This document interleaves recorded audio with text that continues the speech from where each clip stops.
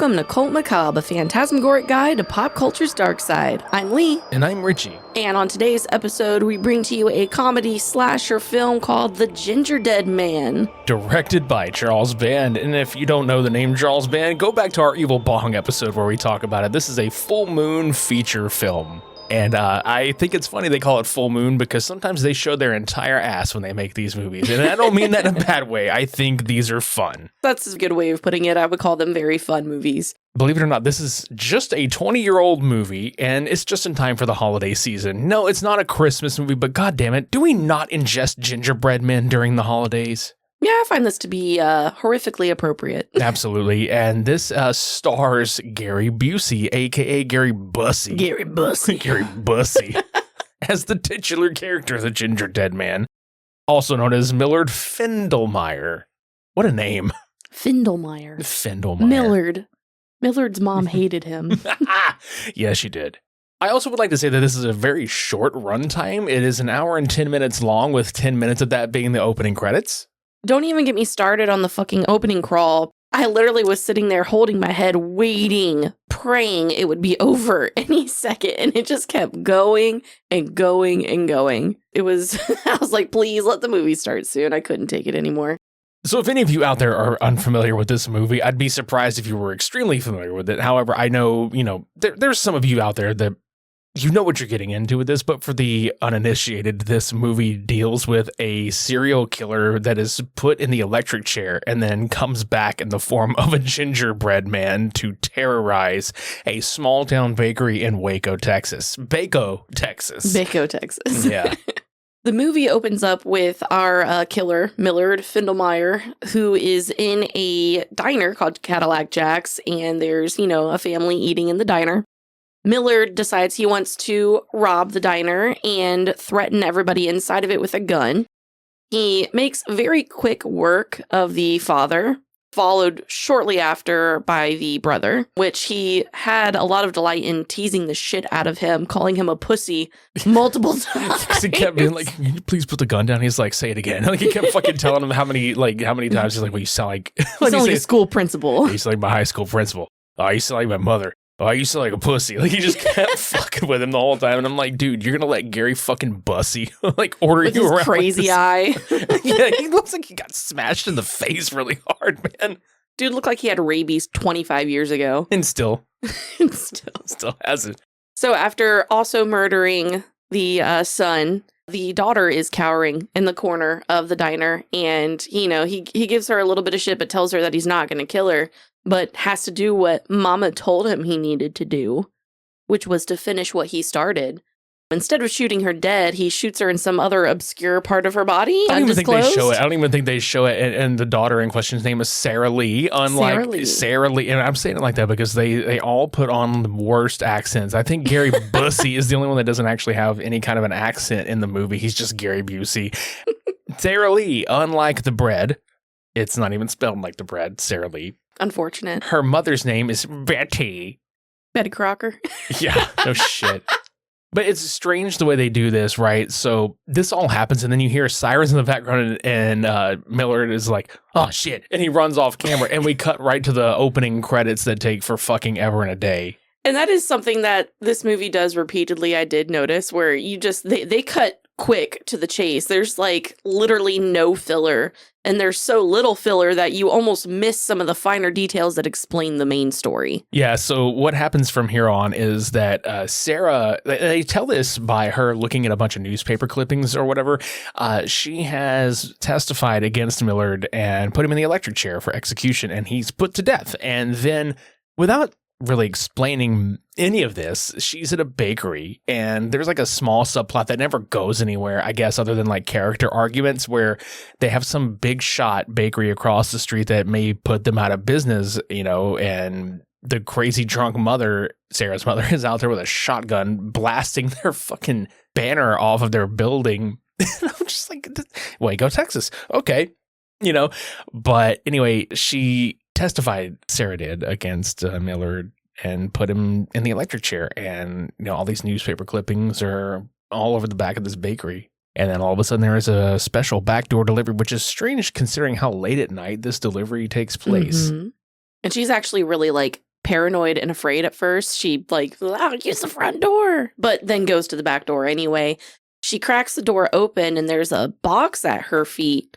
And I believe it reads Grandma's gingerbread seasoning. Yeah, Granny's gingerbread seasoning. And she looks up, and for a split second, all the way down the alleyway, you see like a cloaked figure turning the corner. That's literally all the context you get for that. She doesn't really question it at all whatsoever, brings the box inside. And that's when we get introduced to a new character who is Brick. Brick is another worker at the bakery. And he I got the impression that he was flirting with her, right? Like, I picked up on that. It seems like that, but it's also like a coworker that's just really friendly and shit. Yeah. So he's making these like jokes or whatever about like, oh, we should, he's like, I got a ticket to Wrestlepalooza tonight. And he has like this pseudo wrestling, I guess he's like super into pro wrestling, like, we are, but he has his own persona that like he's come up with called the Butcher Baker. The Butcher Baker. This dude, I actually liked his dialogue more than anybody else's, I gotta say. Yeah, same here. And so it's during this moment where we kind of don't understand right away. And like, obviously, like it's supposed to be self-explanatory, but again, they kind of skip over some shit. So these gingerbread spices are sat on the counter and they go to make this gingerbread mix for the night. And the Butcher Baker, Brick, gets cut on his arm. And it's so fucking hysterical because instead of like holding his arm inward, like, oh, that sucks, he very conveniently just rotates his whole body and holds his arm on top of the open gingerbread container, just bleeding into it. Which is enough of a health violation in and of itself. But I don't know about you, but like when I like burn my finger or cut myself, my first reaction is to jerk my hand back towards my body. He's like, and he fucking like slung it towards her, like, here, and he just like sloshes her with fucking blood. Extra seasoning, nothing wrong with that, right? Yeah, because he's taken the Granny's gingerbread seasoning, and he's poured it into this container, this bucket, this barrel, this drum that he's holding the bloody arm over. And, she's like, you want me to take you to get stitches? And he's just like, nah. But miraculously, like a couple of scenes later, he's not even bleeding anymore. There's no indication that he wrapped it or anything. He just suddenly is this wound on his arm has no bearing on the rest of the story other than the main reasoning for it here. And then they just ignore it. Yeah, I don't think it ever comes up again throughout the entirety of the story. I don't even remember seeing the wound at all itself. Right, so I guess we should just go ahead and explain for plot purposes, I guess. So this box of Granny's gingerbread spices or seasoning or whatever it is the ashy remains of Millard, because when he was put to death, he was cremated and his remains were sent to his mother, who then, for I guess whatever reason, she sends this box of remains to this bakery. And these are the seasonings that get put into this barrel. And I guess by getting blood on them, he gets activated because they go ahead and just start mixing the batter. Yeah, Sarah and him, this batter gets mixed, and then Sarah just starts rolling this dough out. And she cuts a gingerbread man out and throws it in this giant walk-in oven. I also love how, like, when they show the batter mixing, which is across, like, several scenes, you can very obviously see the red dye. There is no mistaking that there is red shit in there, and that alarmed apparently nobody. I guess it's just food coloring. Like, they probably were like, I guess it's food coloring, whatever. My favorite thing about all this is how inconsistent the Gingerdead Man looks from poster to advertising materials to the actual movie. It's so fucking great, actually. It is, and I noticed that when we were watching it, I was like, wait, I didn't think he looked quite like that. I'm confused, and then I just kind of rolled with it, and then I kind of came to the realization myself that there's just complete inconsistency there. Right, and so Betty, the mom, is an alcoholic, and that's kind of like a thing throughout the movie, which is weird because, like, they don't play into it like that is a dramatic thing. It's leaned into for a comedy bit, which is really funny because like she's got like a secret stash of Jack Daniels somewhere in here at all times, and there's other characters where like if you blink you're missing their names, and it really doesn't matter because they're just a body count at this point. Like we ought to go ahead and just say that like nothing really matters in this movie other than the titular character. And I came to that realization as well. What killed me is they could have completely gotten rid of that little subplot with the competing bakery, and it almost would have made no difference. Those characters are literally just there to fill the kill count. That's it. Yeah, so the people across the street, Jimmy Dean, which I think is fucking hysterical that is his name. Like, you have Sarah Lee that's named after a bread, and then Jimmy Dean that's named after a fucking sausage. You know, like, that's... Beautiful. And his daughter, which the Jimmy Dean looks like he's only about 5 to 6 years older than his daughter, Lorna. Mm-hmm. And Lorna is a bitch. She's a cunt. Like, straight up. They make a point of, like, saying that she wins, like, Waco's beautiful face contest or some stupid shit like that. And she's a very vain character. She's like, I miss pretty face of Waco. And you're just like, excuse me? Like, okay. Who gives a fuck? So her idea is to plant a rat in there to call the health department to take the bakery down. That was her big plan, to take this small town bakery down. You know. It was a really cute rat for what it's worth. Hey, that rat got told to fuck off. That rat got paid for its role in that movie. It did. It ate its weight in cheese. And had a great time doing it. Fuck I want to be that rat.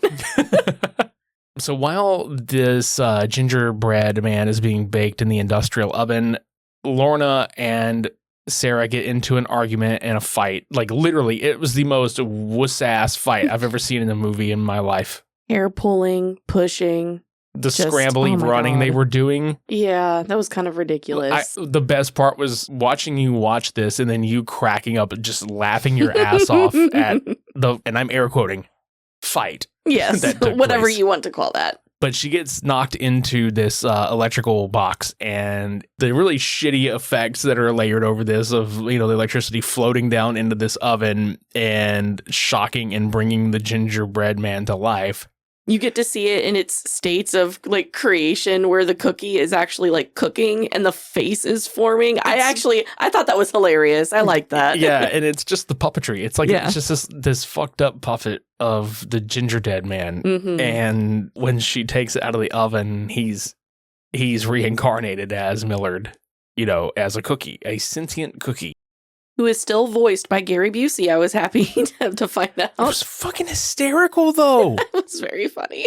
I think the best way I could describe the Gingerdead Man is like a combination of Triumph the Insult Comic Dog and Turkey from Thanksgiving. Oh, yeah. Turkey's a really great comparison for me. Yeah, I get that. I agree. Turkey for the insults and the cheesy one-liners, but Triumph the Comic Dog as like a hand-operated puppet, because it looks like they just shove their hand up the cookie's ass and they just move the head back and forth and like barely move the mouth. It's pretty hand-shaped to begin with. It's logical. It's like it's a fucking hamburger helper glove. Fucking hamburger, help me out of here. Yeah. Fucking hamburger, help me. Right after the electricity brings the gingerbread man to life, we get introduced to Lorna's boyfriend, whose name is Amos. He gets impatient and goes inside the bakery, and then we see Sarah taking the gingerbread man out of the oven, and then we get our first, you know, glorious look into his newly acquired life, which is not much, but he makes the most out of it. His fucking laugh throughout the entire movie was getting to me. Like, at first I was like, that's funny. And then every time he laughed, I was like, oh my God, I want to punch this cookie in the fucking face. Yes! That little shithead chuckle. It's all too familiar. Yeah, it's fucking hilarious, though. So there's like a little small rundown of accidents and murders and shit. So Betty gets her goddamn finger chopped off. And, like, somehow pushed into, like, what would you call that? That big, like, was it a laundry basket or something? And she's been drinking, like, sipping out of a Jack bottle off and on this whole time. So she's literally too drunk to get herself back up. And she's, like, free bleeding all over her apron. And, like, she's kind of, like, dyed red by the time this is all said and done, because she disappears. Like, some coworker, I guess, that's a friend of Sarah's that was in there earlier, goes back to check on her. She's like, you can't be doing this. I know you were looking for your stash, and we got to get you out of here. Come on. And then she gets whopped over the head with a frying pan or like a giant cast iron skillet. Oh, that shit gotta hurt. And it's crazy because when she ran up on her, she didn't say a fucking thing about the blood or the missing finger or literally anything. She's, like, not observant whatsoever. She's like, you can't be doing this. Instead of being like, why is there blood all over you? Where's your finger? Why are you in this basket? What the fuck is going on here? And that's how she ends up knocked out for most of the movie. I think it's at this point that Amos is like, well, you know what? I'm gonna go to my car, which he's been telling both the girls, like, hey, chill the fuck out. We got to figure out what's going on here. And he's the level-headed one. He's the town delinquent, but he's like somehow the most level-headed person in this entire cast. Yeah, somehow. with his fucking eyebrow piercing and his cool-ass outfit. He looks like he sang for Trapped in the 2000s. Oh my God. I think he went to the car to get a handgun, right? He sure did. He got this giant revolver. It did look very, very large. He got that gingerbread dead revolver. Bread Dead Revolver. Is there a sequel called Bread Dead Redemption? There is. Is there? No. Wow, I took you seriously. The autism kicked in really hard there. Thank you. Appreciate that. No, the sequel's actually called The Passion of the Crust. I love it. I wish I were making it up, but I'm not. I'm so glad. So, this gun that we'll explain later holds too many rounds. It's a 6-shooter that holds like fucking 20 something. He just got a drop off a boss that had infinite ammo, you know. Yeah, this little ammo upgrade. Yeah. They don't reload it once. I don't think I remember that at all. No, and while all this is happening, the Gingerdead Man has gone outside and has gotten in the car of Jimmy Dean, and much like Mel Gibson's wife in the movie Signs, pins Jimmy Dean in between the car and the wall. And it's actually funny watching the Gingerdead Man drive this car, because there is like a singular shot. Like, there's shots of him, like, using a silver rolling pin with his foot to get to the accelerator, and he's, like, driving. But there's a shot where it's just him from behind holding the steering wheel with both of his little fucking cookie paws, and he can't even see over the dashboard. So how can he even see him? He can't even see over the steering wheel top at the dashboard, and he's just like... A fucking little gremlin. He is a gremlin. I can't believe you compared that to the fucking wife from Signs. That hurts my heart. It's funny. The scene, he gets hit, and then eventually his daughter, Lorna, comes outside, and she's not even crying. She's just like, oh no. And then she just notices this really blinging ass ring, and she's like, ooh, and fucking takes it off, and then she's like, I'll miss you, daddy. And she just leaves like, fuck this guy. I thought they were going to do something with that, like maybe even just like a flash of a scene of the callback with the ring, or maybe she'd be like, reminiscing with it or something. Nah, she just robbed her dad's corpse and was like, bye, daddy, I'll miss you. You gave this movie too much credit at that point. I expected more than I got, for sure. Dude, don't expect more than what you're seeing on screen, for fuck's sake. It's the Gingerdead Man. It's Gary Busey and his big old honking teeth on this thing. Big old honking teeth. Look at them turkey teeth you see on social media lately. Yep. What kills me is that she fucking went back inside. She could have gotten into that car and left. She could have walked away and gotten help, but she decides that the safest decision for her to make is to go back inside with the murderous Cookie. Did you notice that not once did any police officers show up to this? At any point, Dad's corpse was hanging out on that car, the hood of the car, outside that building for how long? Maybe hours? Yeah, nobody calls the cops either. They like, because Lorna, they even question Lorna, like, why'd you call your dad instead of the cops or whatever? And I say this because they didn't even appear on screen, but you heard the sirens at the beginning whenever Millard was robbing Cadillac Jags, but that's what cracks me up. Nobody in there called the fucking cops that I could see. Nobody. Best guess is a concerned neighbor heard a gunshot. Best guess. Yeah, well, there were like 20 gunshots at one point in this, so we've forgotten that the Butcher Baker has been getting ready to go to this wrestling event this entire time, because he just kind of disappears after the shift ends, and he's not to be seen until like damn near the end of the film, right? So one of our next victims just so happens to be Lorna herself, because after she's discovered her dad, she steals his ring, and she goes back inside to talk to Sarah and Amos, only to get fucked over herself because there's just random tripwire that she walks through, and the same knife that chopped off Betty's finger goes plunging right into her fucking forehead. And this, you pointed out the fucking reaction that Amos had when this took place. Oh my God. The way he delivers the line just absolutely killed me. And it's really hard with the way he delivers it to figure out if he is saying, oh shit, or holy shit. But the way he actually says the line is, holy shit. And you're just like, okay. There was like a little too much Lee on the end of that. Lee? Yeah. Yeah. It was very much, oh, look at shit. Yeah, he sped right over it, but I did get quite a giggle out of that one. He sped right over it, just like the Gingerdead Man sped right over Jimmy Dean in the parking lot. Daddy Morebucks. Jesus Christ. They also find the other chick in the freezer at some point. Oh, she's literally, the mom. Yeah. No, not the mom. I'm talking about the other girl. Oh, what? Yes, frying pan girl. Yeah, she's all covered in like icing, and she's got 2 little like maraschino cherries on her nipples. It's just funny, actually. That was so ridiculous. And they just drag her frozen ass out, and she's like, oh no, she doesn't have a concussion. It's fine. No, that bitch has a fucking concussion. Don't lie to yourself. Shaking on the floor. And that's the funny part, is that like, instead of calling paramedics or cops or literally anything, Sarah and Amos are sitting there and they've been flirting with each other, sort of, and like, you know, they wind up being a thing. Mm-hmm. But I had to crack up right here because they're talking like to each other while old girl was like shaking it out under a blanket on the floor. She even says that she's in shock. Mm-hmm. He's like, how do you know that? And she's like, oh, well, you know, I didn't think I was going to be, you know, just in case I don't wind up baking bread for the rest of my life, I started going to community college. And he's like, for what? She's like, for nursing. And he's like, why would you go for nursing? Why not be a doctor? And it's like, dude, nurses make more. Like, especially if you're like an RN, like, come on, bro. Like, you know, like, this is like pointless dialogue, but it's so stupid. Yeah, it's another one of those things where they could have completely taken it out and it would have made no fucking difference like whatsoever. She's convulsing out there, like, probably like actually dying, and they're just like, oh yeah, she's fine, I guess. So anyway, what's new with you, sugar? And they literally just put a blanket over her on the cold cement floor with the icing still between her and her body.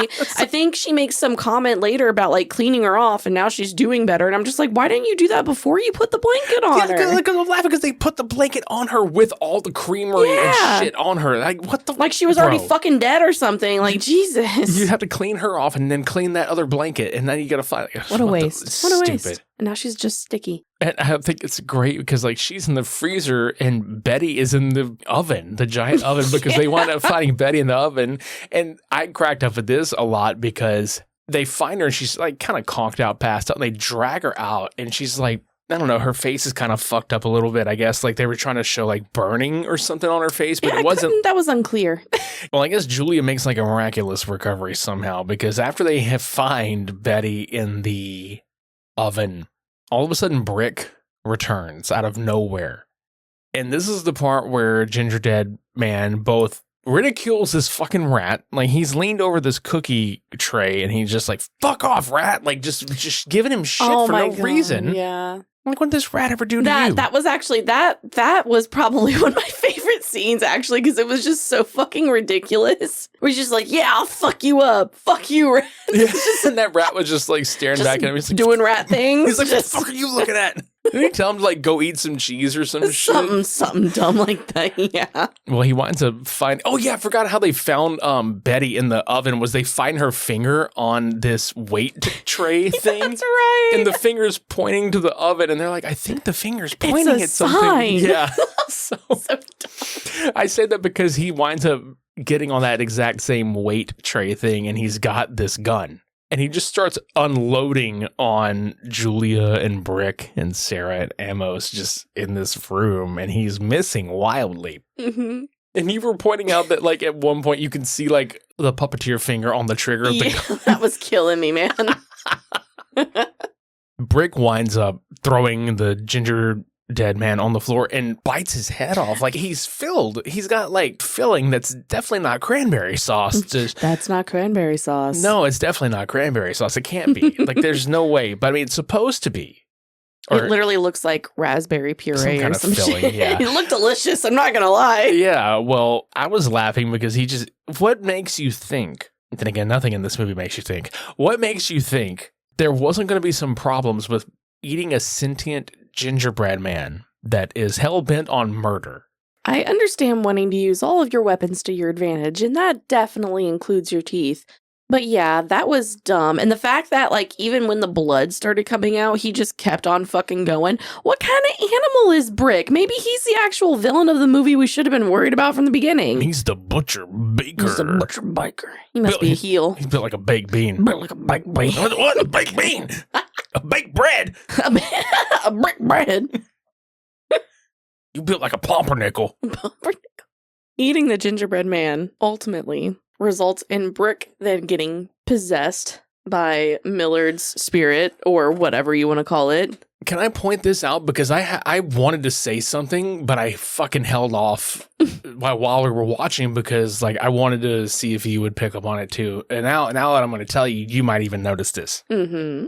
The way that Brick held his stomach and then like the little gurgling sound that it made, and then how his possession makeup came off was very Evil Dead Army of Darkness. Oh yeah, I could totally see that. Because in a way it felt like a callback to Army of Darkness when Ash wound up in that windmill building and the little tiny ashes were chasing him around and he had to eat one of them and it was like fucking his stomach up. He had to drink the boiling water. Yeah, well, there was that, but then the original version of possessed Ash from Evil Dead 2 Dead by Dawn, the makeup here looked strikingly similar to some of the features that Bruce Campbell had, like when they actually wound up putting the makeup on Brick, because like you said, he becomes possessed by the soul of Millard here. Mm-hmm. And at first it's just like the eyes, but when he actually walks out of the bathroom and Sarah had decided to come back into the building to check on him because they were about to like hightail it the fuck out of there and go get help for their mom, or for Sarah's mom. Brick stumbles out and he's got like the hollowed out cheeks and his skin has like yellowed, and he even utters the line, "Give me some sugar, baby," at her. Oh, he does. Yeah, you're absolutely right. I love that. That has to be intentional, I'm assuming. So yeah, that was not too shabby, but ultimately they end up shoving Brick into the oven and jacking that bitch up on high. 450 degrees for 20 minutes. And they just cut out of that right to this scene of resolve, I guess, because there's no cops, there's no police presence, there's literally nothing. They just go on about their business like nothing happened. Yep, and the fucking closing scene is also kind of just equally whatever. I think they just show them all having a bake sale at the end of the movie. Yeah, and these kids walk up and ask for gingerbread cookies, and they're like, well, we don't have any. And then there's just this set of nurses that just happen to be there, and one of them was just like, well, yeah, this old lady came by and dropped some off at the hospital, so here you go. And then, like, one of the cookies gets bought, and they're like, oh, they're going to send this to my sister in L.A., and that sets up the sequel. Ah, I see. That makes sense then. That fucking shot with the cookies with the googly eyes opening, that was fucking ridiculous. Dude, look, that was fucking beautiful, okay? And that's the Gingerdead Man. I want to talk about the fact that despite it being fucking goofy, the fact that they had John Carl Buechler making the effects on this is great, because the dude is actually, or was, because sadly he's passed on. John Carl Buechler is probably one of the most well-known special makeup effects artists in the horror scene. I mean, he worked on everything from Friday the 13th Part 7 to Halloween 4 to Nightmare on Elm Street 4, From Beyond, Ghoulies, Terror Vision. I mean, you name it, he's done work on it. And Reanimator even. Ooh, okay. Yeah, the dude is a fucking legend, and he's worked on a lot of Charles Band's features, which, you know, we talk about jokingly, like, you know, Full Moon Feature is probably one of the most successful independent, you know, horror film studios out there. And it's great because when you have stuff like people like this working on your movie, there lends a little bit of credibility there, even if the final product winds up becoming silly like this is. Sure. Do you think there's any like thing redeeming about this particular movie? You can tell that it doesn't take itself seriously, and I think that's okay. I think that I would categorize this as just goofy ass fun. I don't think it was particularly well written or particularly well acted. And I know it didn't have like probably an enormous budget, considering they paid Gary Busey like $25,000 for his role in the movie, which cracks me up that he accepted in the first place, but I'm glad he did. But this was like maybe a 2 out of 5 for me. I think overall it was okay to watch. The fact that it was short made it bearable. If it were longer and had like any more ridiculous filler or anything like that, it would have been a different story. But I just give it like a 2 out of 5 for me. Yeah, it's about where I'm at too. It's not the greatest thing ever. It's not the worst. I've seen worse, but it's fun. But yeah, I cannot believe. Well, I guess I can believe that Gary Busey fucking accepted $25,000 for this because holy shit. I wonder if that was like half the budget. I'm telling you, if not, it's got to be pretty fucking close. And apparently he was able to film his role in just 2 fucking days. Well, I guess so. You show up for 1 day of shooting on the set and then like the next day just doing ADR for the voiceover for the cookie. Yep, easiest fucking job he's probably ever had.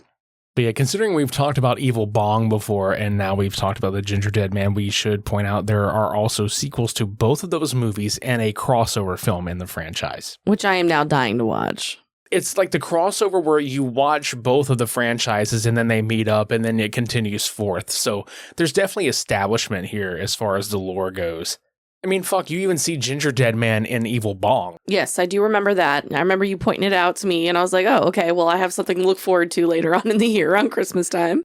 If anybody out there listening would like us to talk more about either of these franchises or just whatever, like let us know if you would like to hear us talk about them. I think we might go back to the Gingerdead Man series at some point just for shits and giggles because like I feel like the Gingerdead Man series is a little more fun than Evil Bong. But again, that's, you know, if anybody out there listening likes it, just let us know, and we'll continue forth with that one. But for now, we're kind of just leaving it at the first one for each one of these, because there's plenty of other movies for us to get into that are so bad they're good, or just plain rotten. Absolutely. And I look forward to every single one of them. For past, present, and future episodes of Cult Macabre, you can subscribe to us on Apple Podcasts, Spotify, or YouTube. You can leave us a rating and review on Apple Podcasts. You can leave us a rating and leave comments on individual episodes on Spotify. And if you're listening to this episode on our YouTube channel, please consider subscribing to the channel, clicking the bell for notifications for future episodes, leaving a like on this video, or leaving a comment down below. Any engagement helps. And if you would like to follow us on any of our social media platforms, all of this information can be found in our Linktree link in the show notes below. So if you'd like to join us for more of pop culture's dark side, sign the black book and join the cult. I'm Lee. And I'm Richie. We'll see you next time.